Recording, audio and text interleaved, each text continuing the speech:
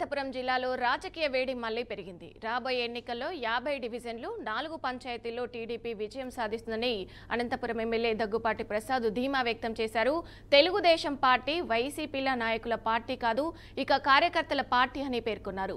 మైనార్టీల పక్షపాతిగా మంత్రి నారా లోకేష్ నిలుస్తున్నారని, అందుకే మైనార్టీలు ఇప్పుడు టీడీపీ వైపు చూస్తున్నారని చెప్పారు. గత ఎన్నికల్లో వైసీపీ అక్రమాలు దౌర్జన్యాలతో గెలిచిందని విమర్శించిన దగ్గుపాటి ఈసారి అలాంటివి జరగనివ్వమని స్పష్టం చేశారు. త్వరలోనే అనంత వెంకట్రామరెడ్డి అక్రమ ఆస్తులు చిట్టా బయటపెడతామని తెలిపారు. అనంతపురం నగరంలోని 41 డివిజన్ జనశక్తి నగరంలో 100 కుటుంబాలు తెలుగుదేశం పార్టీలో చేరారు. ఇక చేరిన వారందరికీ కండువాలు వేసి పార్టీలోకి ఆహ్వానించిన అనంతరం ఎమ్మెల్యే దగ్గుపాటి ఈ వ్యాఖ్యలు చేశారు.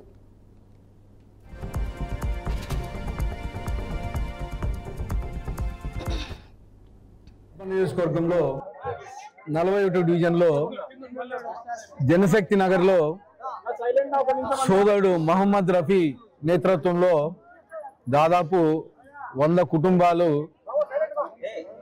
మైనార్టీ కుటుంబాలు తెలుగుదేశం పార్టీలోకి చేరడం జరిగింది. డంపింగ్ యార్డ్ కానీ మొత్తం క్లీన్ చేసే పరిస్థితి. ఇవే కాకుండా రోడ్లు, డ్రైనేజీలు గత 5 ఏళ్లలో లెక్కవే కానీ చేయలేదు. ఏమంటే మేయర్ మాట్లాడుతున్నాడు వాళ్ళ అంకుల్ కోసం. అంకుల్ ఏం చెప్తే అది మాట్లాడతాడు, ఒక స్క్రిప్ట్ రాసిస్తాడు. అంకుల్ అబ్బాయి వెళ్ళి నువ్వు మాట్లాడంటే అంకుల్ సరే అంకుల్ అని చెప్పేసి వచ్చి మాట్లాడి టీవీల ముందు ఈరోజు నేను అమూల్ బేబీ మాదిరి మాట్లాడుతూ ఉన్నాడు.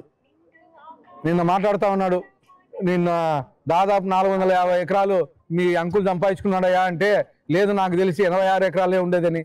తీపించమంటావా? ఎక్కడెక్కడ సర్వే నెంబర్ అన్ని తీపించమంటావా?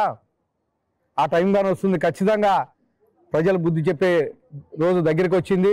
గతంలో మీరు దౌర్జన్యంగా మా తెలుగుదేశం నాయకుల్ని నామినేషన్ లేకోకుండా ఇబ్బంది పెట్టి గతంలో 50 డివిజన్లు 4 పంచాయతీలు తీసుకున్నారు. అదే మళ్ళీ రిపీట్ అవుతుంది. మా తెలుగుదేశం ప్రభుత్వం వచ్చిన తర్వాత మా నాయకులు అభివృద్ధి చేసేది చూసి, మీ నాయకులు మాదిరి దౌర్జన్యాలు చేయలేము మేము. మా నాయకుడు అభివృద్ధి చేసేది చూసి ఈరోజు ప్రజలను పట్టం కట్టే రోజులు వచ్చాయి. అనంతపురం అర్బన్ నియోజకవర్గంలో